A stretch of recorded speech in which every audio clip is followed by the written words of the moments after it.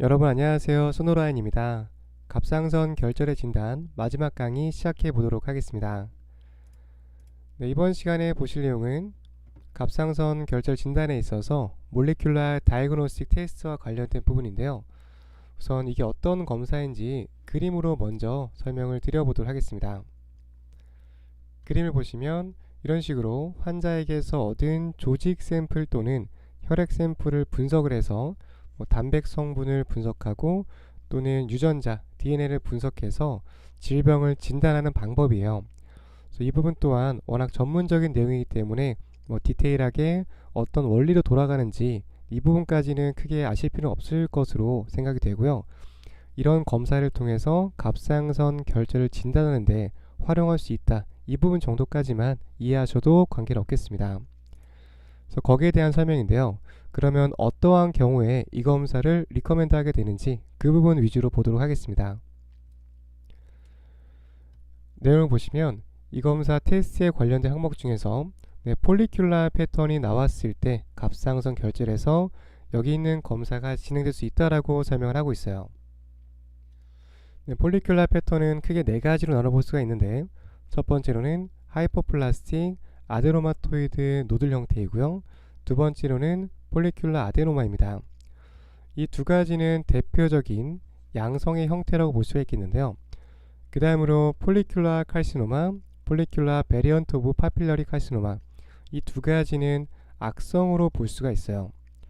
강사가 강조하고 있는 부분은 여기 있는 폴리큘러 리전 같은 경우 양성과 악성을 FN을 통해서 분간하기에는 상당히 어려움이 있다라고 설명하고 있습니다.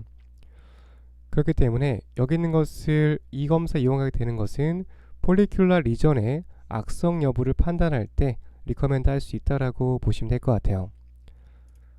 그래서 다음 내용 계속해서 보시면은 거기에 대한 추가적인 설명이 주어져 있는데, 폴리큘러 리전을 찾기 위한 대표적인 검사로 진 익스프레션 클래시파이어 테스트라고 있습니다. 그래서 이 검사의 한 일종으로 보시면 되겠고요. 여기 검사를 통해서 음성으로 진단이 된다면 양성 확률이 95%라고 설명을 하고 있어요. 다시 한번 분자 진단 중에서도 이 검사를 통해서 네거티브 나왔을 때 양성 확률이 95%다.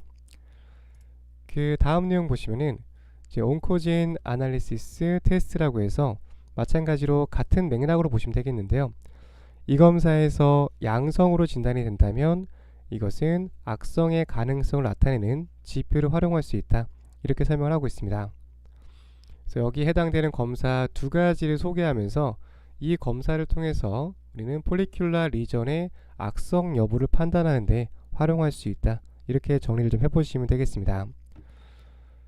전반적인 개념 정도만 파악하셔도 어느 내용인지 충분히 이해가 되실 거라고 생각이 듭니다. 마지막으로 인디터미네이트 타입에 대한 결론이에요. 양성과 악성과 다르게 이 중간에 포함되어 있는 부분들에 대해서 강사는 큰 문제가 있다라고 설명하고 있어요. 여러가지 어려움이 있고요. 쉽게 답변하기에는 마찬가지로 좀 어려움이 있다라고 강조를 하고 있습니다. 그 이유는 노들의 종류가 워낙 다양하기 때문이고요. 그리고 이런 것들을 진단하는데 또 추가적인 비용이 들기 때문입니다. 명확하게 이 중간에 해당되는 부분에 대해서는 답변을 내릴 수 없다, 이런 식으로 마무리를 하고 있어요. 그래서 이번 강의를 통해서 우리가 알 수 있었던 것들은 양성에 대한 특징과 그리고 악성에 대한 갑상선 결절의 특징을 살펴봤고요. 그 중간에 해당되는 결정되지 않는 타입까지 살펴봤습니다. 그래서 여기 있는 내용을 쭉 훑어보시면은 전체적인 결절의 특징에 대해서 정리가 되실 거라고 생각이 듭니다. 네, 이렇게 해서 갑상선 결절의 진단 원어 영상 해설 강의 마치도록 하고요. 다음 시간에 다른 강의로 또 인사드려 보도록 하겠습니다. 네, 이것으로 강의 마치겠습니다. 감사합니다.